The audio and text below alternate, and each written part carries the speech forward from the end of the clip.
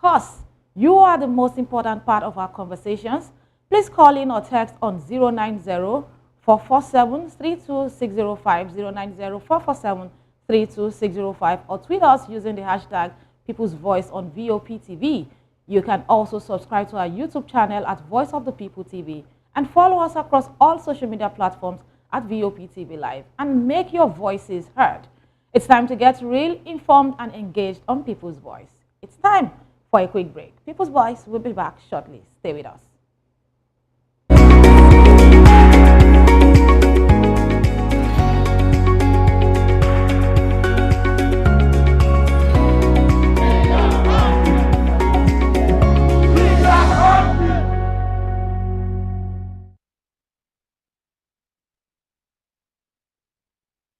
For many Nigerians, President Tinubu's 18-day France trip has sparked intense debate, with many questioning its purpose, the original intent, and impact on Nigeria's pressing issues. Meanwhile, the recent mass defection from the People's Democratic Party (PDP) to All Progressives Congress (APC) in Delta State has sent shockwaves across the nation, as there are speculations about more states across the South and even the North joining the APC camp soon. People really want to know what was the true purpose of Tinubu's France trip. The speculation used to be health grounds back then when Buhari was president. As a matter of fact, in this particular administration, a lot of people have termed these frequent trips to health issues. But with what is happening now, what exactly is the idea behind that trip?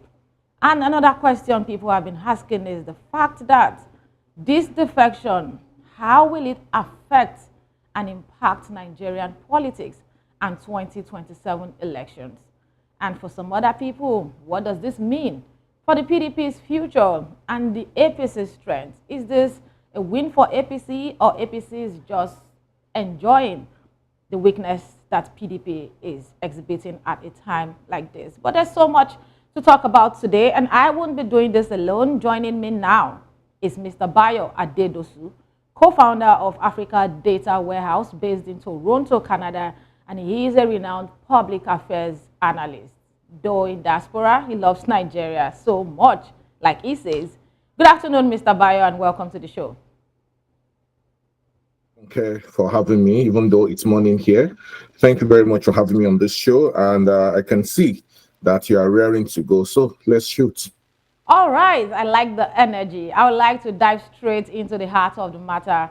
President Bola Ahmed Tinubu's style of politics has been described by some as enigmatic, while some maintain that it's simply confusing. It's just a confused person that's just trying so many things, and if it works, it works. If it doesn't work, there are enough excuses to back his claim. But on your part, tell us how Tinubu's leadership style affects the common man and the potential implication of the recent political developments, including the mass defection from the People's Democratic Party to APC in Delta State. Oh, thank you very much. The first thing I would like to actually take, because in your foreword to this show, you actually raised some questions concerning the trip, the reason behind the trip of the president to France and to the United Kingdom. I want to believe something, and you also tried to make an allusion to when President Muhammadu Buhari was the president. It was claimed that it was on health grounds and all that. Let's get it clear. As individuals, even where we are on paid employment, the president is on a paid employment with Nigerians, because Nigerians actually paying, let me put it that way, because as an employer of labor, he is an employee of the Nigerian people and is entitled to vacation. If the president decides to take his vacation, I don't think there should be any insinuations attached to such vacations. That it did not come out to say outrightly that it's a vacation does not suggest that it's not a vacation. Let me give an example. We have a president of a country that every now and then he goes to his resort to play golf, even when his country is fighting all kinds of economic battles. But it takes time out to take care of himself. Are we saying that the president of Nigeria is not entitled to vacation? That is not the case. There are some things we should actually not subject to the kind of conversation or go into that kind of conversation with people, because he is entitled to his vacations and that is what he has done. Okay, So far. that's totally fine, understanding the vacations, but Nigerians also need clarity on these things. I understand the position of going to play golf, but in the space of 18 weeks, we've seen killings, we've seen terrorism, we've seen attacks on people, and it is only expected that Nigerians want to hear from the leader, and accountability is very, very important. Vacation it is, then they tell the world it's a vacation. But let's get into the conversation. Let's talk about let's understand one thing, Funke. I'm sorry, I need to jump in. Let's understand one thing. All right. Nigeria is made up of how many tiers of government? We have 3 tiers of government, right? Just as we have 3 arms of government. The 3 tiers of government that we have the local government, the state government, and the federal government.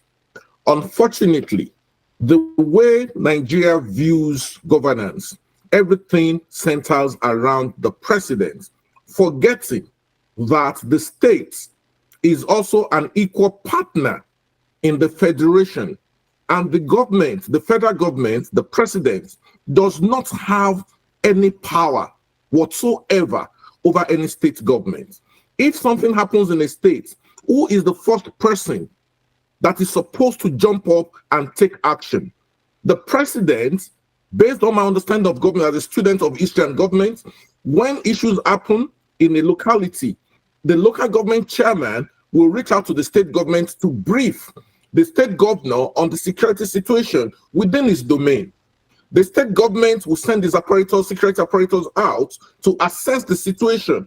If the situation demands that they request for assistance and support from the federal government, the state governor will be the one to pass that request on to the federal government. All right. But hold on, let me finish this thought process.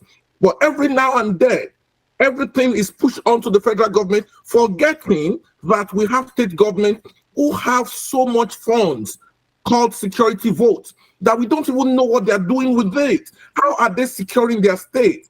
They are the chief security officers of their state. The ball drops on their table. How exactly are they protecting the common man?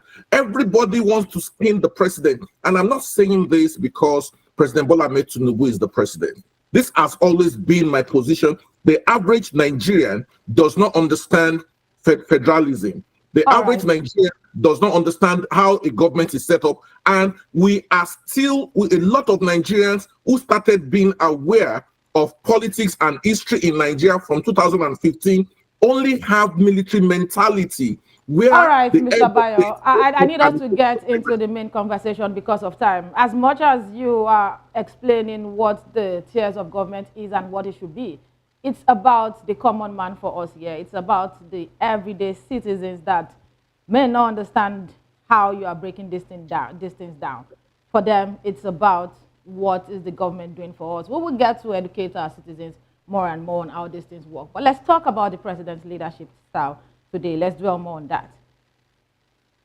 Well, I'm trying to understand what you're trying to say concerning the leadership style of the president. Please point me to where there is an issue so that I know concisely this is what you're trying to talk about. Because when you're talking about the leadership style, the president is not responsible for the state governors. The president is not responsible for the local government chairman, okay? We have structures that take care of that within their own components. But the federal government, this president is responsible for the country as a whole, for the government as a whole. Now, when we're talking about his leadership style, this is somebody that charges people with responsibility. Let's realize, let's be of one thing. The president delegates powers to certain people, the ministers, special advisors, and all that. These ministers also delegate powers to their functionaries within their ministries. Are we saying that the President Bola Ahmed Tinubu, has not delegated enough powers, or the people he has appointed to carry out those delegated responsibilities and functions are not doing enough? Or are we saying that the president is not supervising them enough? Do we want a president that holds everything to his chest? That is not leadership. Okay. A true leader functions by delegating powers and having trust in the delegate to whom he has delegated such powers. And that is exactly what the president is doing. Every now and then, we see the ministers going to meet him, to brief him, and to also get support. That is what is expected. Otherwise, I don't know what else the common man wants him to do. Maybe the only way we will appreciate him is maybe when he pricks the broom and is sweeping the street for us. That is not his responsibility. All right. Given the current state of insecurity and economic instability in Nigeria, we've seen the killings in Benue State, in Plateau State, and specifically about 2 weeks ago, the governor of Plateau State, Governor Caleb Mutfwang, came out to say that these killings have been on for over 10 years and that the position where he is right now, he has to say that he has not gotten enough national attention, saying that the federal powers have not been fully involved in what is happening in Plateau State. And it's a call for help. For some, it's the reality of the governor saying that, yes, I am the #1 citizen of this state, but there is the part of the federal government, and there's a role that the federal attention, the national attention plays in situations like this, talking about boundaries with different states and how these guys have visited them, killed their people, taking over their communities, and saying that about 64 communities have been taken over by allegedly by herdsmen. So these are the issues. Nobody is saying that the governors don't have a role or how the local government should function. But in a situation where we see governors come out to ask for federal help, is that too much for the people to ask for?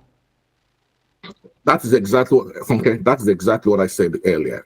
That it is the responsibility of state governors to request for federal assistance in curbing insecurities within their domains. There are some factors we need to be aware of when we are talking about violence, insecurity across the different states in Nigeria. The first thing is some of these killings are actually political. Time without number, it has been proven that as we get closer to an election season, spate of killings go on the increase. I want to quote a particular presidential candidate. In 2019, former Vice President Abubakar Atiku said, if he was not elected the president of Nigeria, that insecurity would increase. What does that suggest? Politicians have seen killings, insecurity as a form of strategy to win an election. And what does that do? It discredits the sitting government. For times without number, they've been doing this, but the time has come for the people themselves to rise up, because it is not the elites that are killing themselves. It is the ordinary man that are being used to kill themselves for no reason. Right. When you look at it, what is actually the purpose of the killings? You cannot establish it. Also, the politics that politicians in each domain play also contribute majorly to security and insecurity in those areas. Where you play politics of exclusion, some people will be aggrieved and they will think the area that the governor or the local government chairman or whoever tends to favor more should actually get a response from them. And what kind of response do they get? This is what we see. And Benue State is prone to ethnic cleansing. And I'm glad that the governor himself said this has been on for more than 10 years. Yeah, so that was not Plateau State governor. Oh, sorry, Plateau State. Yeah. That's not something that is new, that is happening. Now, the question is, every state has a military command within their domain. Every state in Nigeria. Okay, that simply means whether the Navy, the Air Force, or the Army, there is actually a military command in every state. Okay. How are they engaging those military commands, those military posts? How are they using them? And remember, I said something about. Let me come in there. Hold on. State Let me finish. get to control this military? Let me finish that flow of thought. Okay. Remember, I spoke about the security vote. Every state also has a security council. The security council of each state is headed by the governor. There is the director of the DSS. There is the military that is involved. There is the police that is involved in the security council of every state. So that tells you that the required security apparatus exists in every state. Now, the question is, what and how is the governor or the state government across the different states in Nigeria are deploying the services of these military commands, of their security council? How are they engaging? How are they engaging them and engaging with them? It's not enough that you are using your security, you are diverting the security vote for political purpose, where the main issue in your state is insecurity, and you are not using it for it. This is part of the things that actually cause insecurity is corruption from the local government level to the state level that needs to be looked into. When government corruption is not just about embezzling funds. Corruption is also when you divert projects meant for a particular locality and you take it to another place to favor them. Yes, those people who feel advantage to react. That's been said. If a state is being ravaged by insecurity and the state governor Hansen Hoff raising his hand saying that we need federal intervention, you've not answered my question. Is that too much to ask for? We understand how politics work. We understand the tiers of government. When push comes to shove, where does the federal government comes in? Is it too much for the president to pay specific attention to specific areas with peculiar needs? Let me say, probably you did not get it from my last stage. I said it is the state governor who will reach out and request for help. And they've requested. And they have requested. Right. It is within their constitutional responsibility as the chief security officers of their state to request for federal help when necessary. It is within their rights to do so. And in doing so, they must ensure that the right security reports are also passed on. That is why I said earlier that how do they engage with the security commands in their state? Because the security commands in their state will need to give feedback to the headquarters, to Abuja, maybe to the Inspector General of Police or to the Chief of Army Staff or Chief of Defense Staff. If they engage properly with these people, because the military they are deploying is not as if the military commands in those states are pulling people from the streets to engage the bandits. No, they are actually getting forces from the federal government.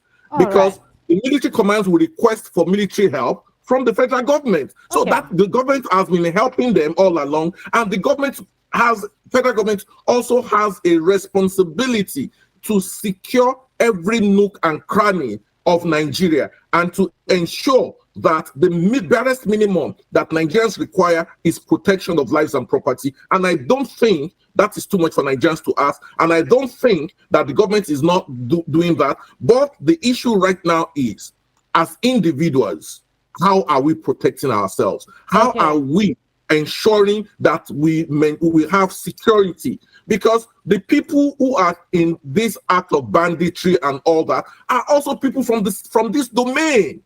No, so for Plateau State, the governor and even newsmen have clearly given reports that these people speak languages that they do not understand. And for people that they've been able to track their foreign languages, some speak the Fulani language and some speak foreign languages that are not even Nigerian languages. Because trust me, on the part of the media, there's a lot that is being done in terms of investigation.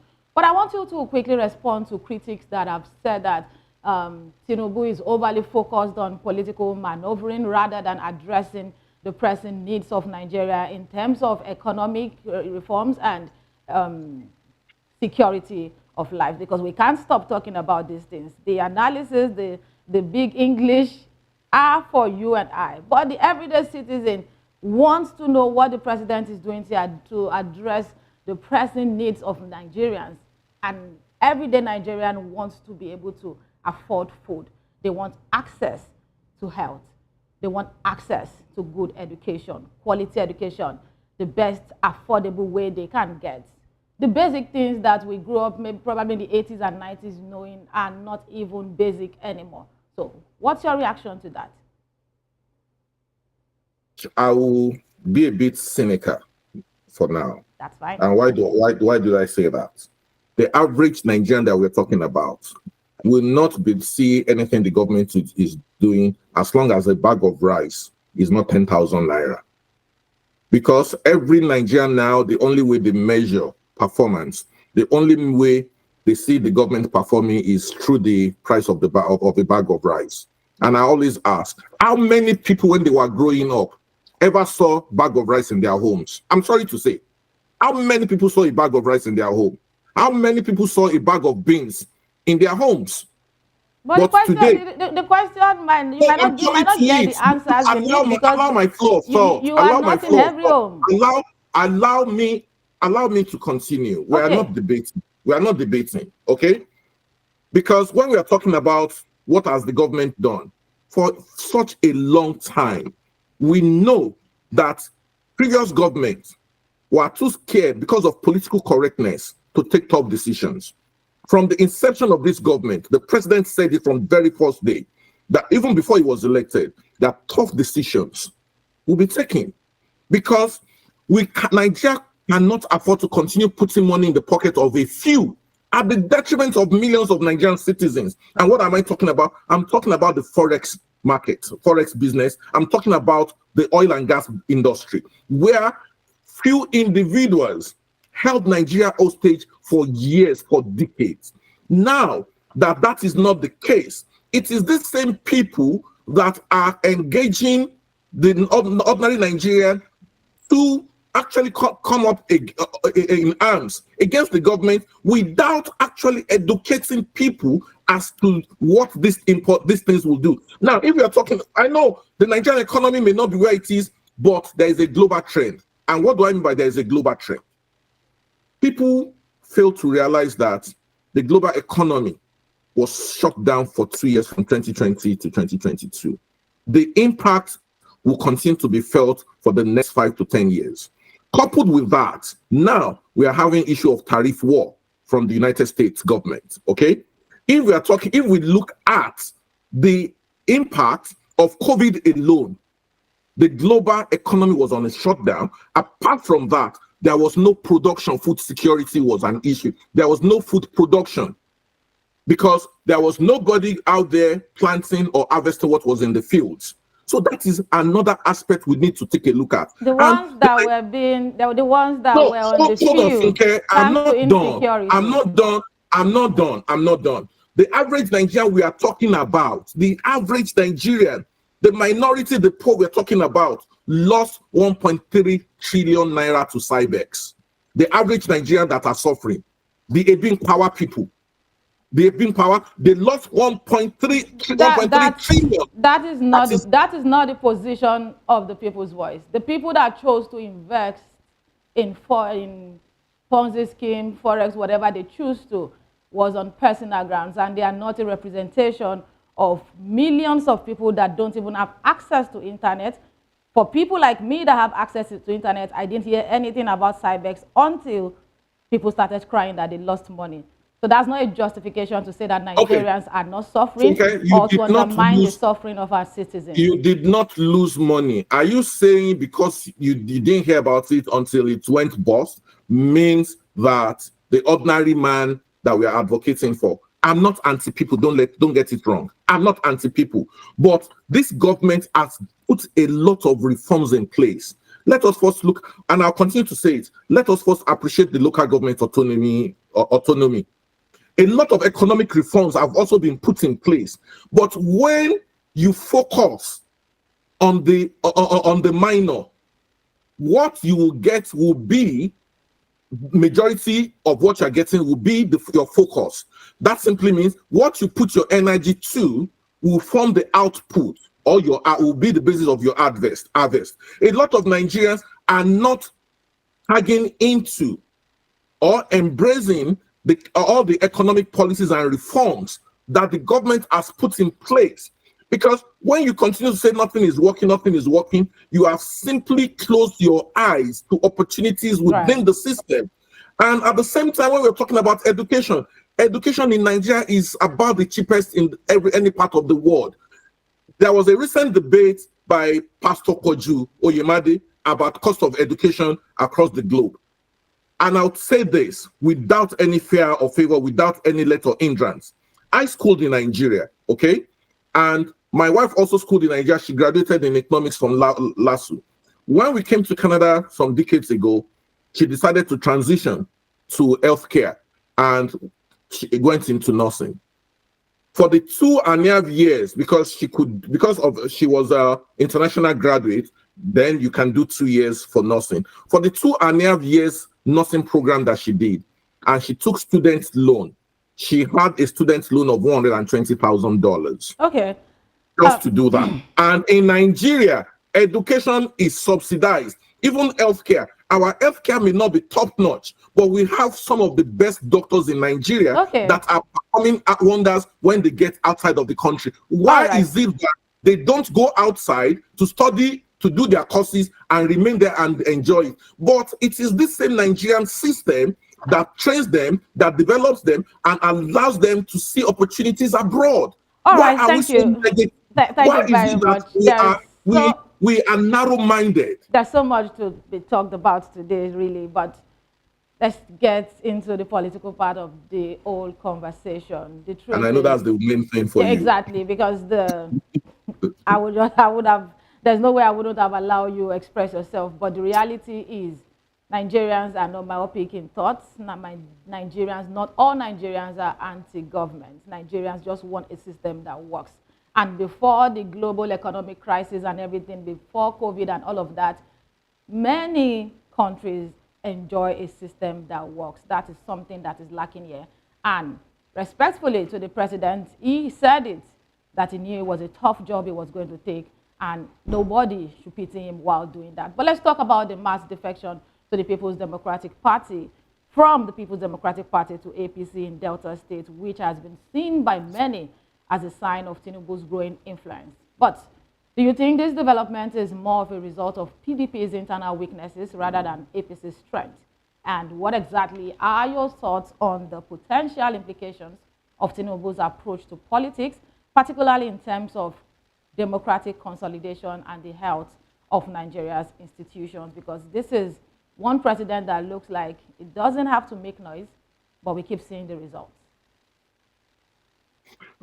Thank you very much. Before I take on this question, I'll quickly say something. Citizens build a country. The government is there to pilot the system, create the enabling environment, but it is the citizen that will actually make the system work. That is just to say the Nigerian system does not work. It is not the government of any country that makes the system work. Okay. Because those countries are not populated by aliens, just to quickly address that. Right. And when we are now talking about the defections, for me, I'm clapping. I'm happy. Why am I happy? Because there is this saying that what goes round comes round. People who are bereft of historical perspective, political history, will not know the unwholesome damage former President Olusegun Obasanjo did to our political system. This was a president that abused every aspect of our political structure. Every firmament of our political structure was destroyed by him. Are we talking about the judiciary? Are we talking about the legislature?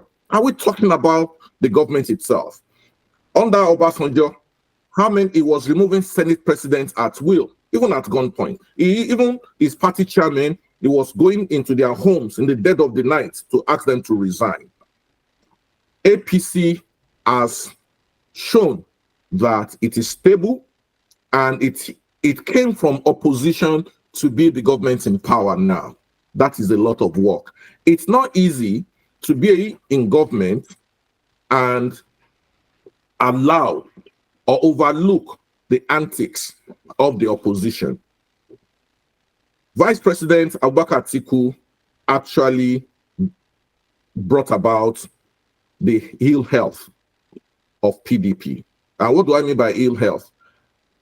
PDP, as it were today, is in coma, and it is very unlikely that the coma will not turn to complete death, because PDP is currently on life support. So recently, governors under a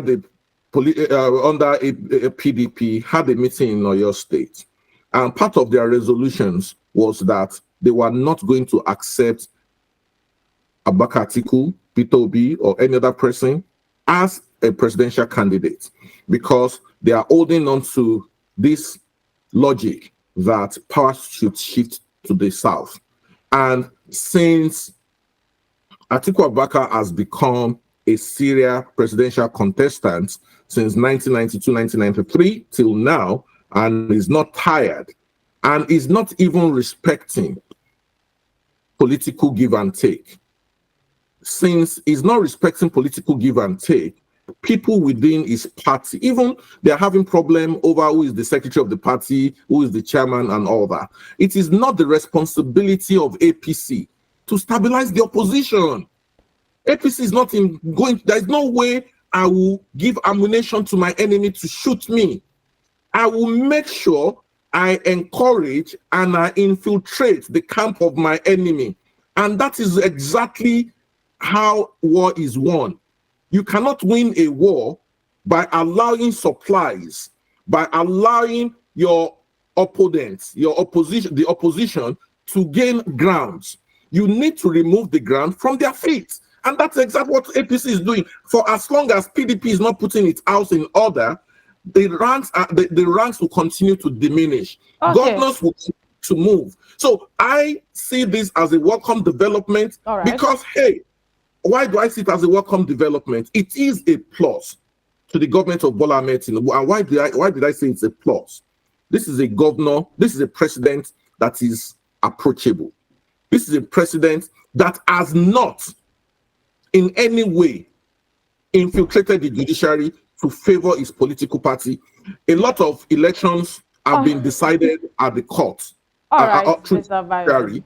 We know how it was under PDP that oppositions were losing their seats in the National Assembly. That was why Nigerians voted in change in the first instance. So if we have to always go back to what did not work, then, I mean, when are we going to get to the promised land that we're aspiring for?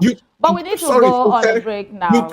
You cannot do away with history, because a lot of people don't know where we're coming from. Absolutely. We need to always remind ourselves of where we're coming from. But let me hold your thoughts there. Apologies for that. Now. We need to go on a break now. When we return, we'll talk about the president's need to understand how Nigerians feel and his plan for re-election in 2027. Please stay with us.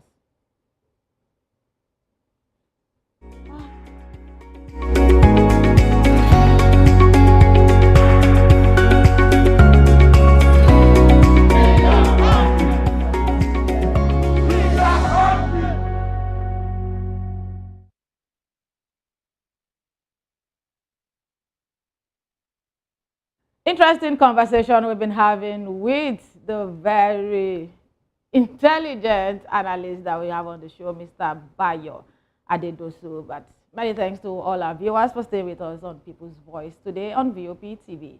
On the part of the president, in a bid to solidify his grip on power ahead of the 2027 presidential election, President Bola Ahmed Tinubu has embarked on a series of strategic maneuvers to consolidate support across key regions, from the southeast to the south-south. Tinubu's efforts are gaining momentum, and with notable figures throwing their weight behind his re-election bid. Recently, the governor of Akwa Ibom State, Umar Eno, publicly declared his support for President Bola Ahmed Tinubu, signaling a significant boost on the president's campaign.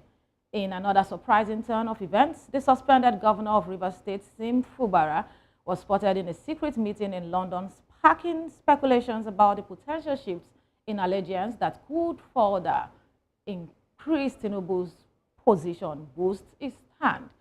However, the most striking development came when Delta State Governor Sheriff Oborevoli made a bold move, dismantling the PDP structures in the state and orchestrating a mass defection to the All Progressives Congress. This dramatic shift has sent shockwaves through Nigeria's political landscape, with many wondering what other surprises are in store as Tinubu navigates the complex web of alliances and rivalries that defines Nigerian politics, because you can't have it all. His next challenge lies in winning over northern power brokers. And for the North is a crucial voting bloc, has been a mixed bag for Tinubu, with some expressing support while others voice discontent. To overcome these challenges, Tinubu's camp is likely to intensify efforts to engage key northern figures addressing regional concerns and to forge strategic alliances that could tip the scales in his favor. And with the position a lot of Nigerians are in now, some are saying it's just 2 years into his administration, we still have 2 years to go. But others are concerned about the 2027 elections. And with the elections drawing closer, the question on a lot of people's mind is, what are the implications of Tinubu's consolidation efforts for Nigerians' political future? Will his strategic moves pay off, or will they backfire, further destabilizing the country's fragile political landscape? As we analyze the intricacies of Tinubu's chess game, one thing is clear: the next few months will be crucial in determining the course of Nigeria's history. But in all of this situation, Nigerian citizens are a priority. What's in this for us? But like our guest has said earlier, we can't move forward without talking about history. And it took us back to 1999 when President Olusegun Obasanjo was in office, talked about how the political space was at the time, and putting it side by side with President Bola Ahmed Tinubu right now, Nigerians can only hope that whatever is being done by this administration is not to take us back to Egypt, but to move us to Canaan land. Let's bring back Mr. Bayo Adedosu. Let's discuss the implications of President Tinubu's move on the common man. Emphasis on the common man, because we're running out of time. So, Mr. Adedosu, we can't stop talking about the economic hardship and insecurity in Nigeria, because that's what affects the poorest of the poor. Do you think that Tinubu's efforts to consolidate support across different political space is for the masses at the end of the day? And do you think that he is addressing the pressing issues in Nigeria well enough and nothing political, in your opinion? I want you to respond to this before we go into the mass defection in Delta State, as we are also hearing reports that Adamawa seems to be calling, Habia seems to be calling, some are even saying that we would be shocked as some other state governors and some governors have decided to stay in their party but will still work for this president. Before we go into who this president is and what he wants for us, do you think that he's doing enough for the Nigerian masses beyond politics? Because we are just saying these chess games. We want a bag of rice to be 10,000 naira.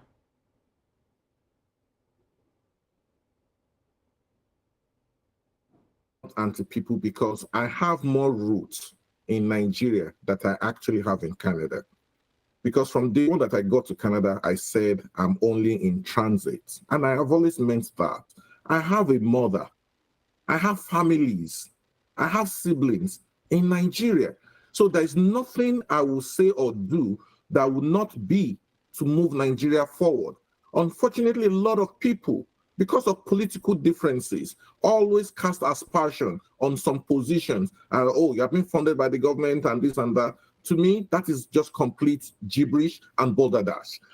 what we are seeing right now, we have, when you look at state governors or states where their governors are doing better than others, you will be fair to say it is state controlled by the APC. And you will also be fair in your assessment to say there seems to be leadership or lack of governance in states being run by the PDP. I'm from Oyo State, and even Osun State is just right beside me in Oyo State. Where is governance in those two states? Under PDP. But when you have governors who are moving to APC, there is an opportunity for the president to actually have some measure of influence over them, or to be able to reach out to them to say, guys, this is our government. You cannot afford to fail in your state because you'll be measured, and whatever happens in your state will also affect me at the federal level. But states where you have the PDP, their alliance, their loyalty is to their party that does not give anything cheering to the people of the state. So for the common man, it is a good omen. It is a good way. It is a good direction. I'm not advocating for Nigeria to become a one-party state, but at the same time, it is not the responsibility of APC to build opposition. Labour Party, as we have today, only has one person there, their former presidential candidate. There is no structure. They are not even building structures ahead of 2027 election. They are not trying to improve on their outing in 2023. Elections are local. Politics is local. Let me give credit to my friend, Gawat Jubril. And we all know what we are doing, like he always says. Elections, politics is local.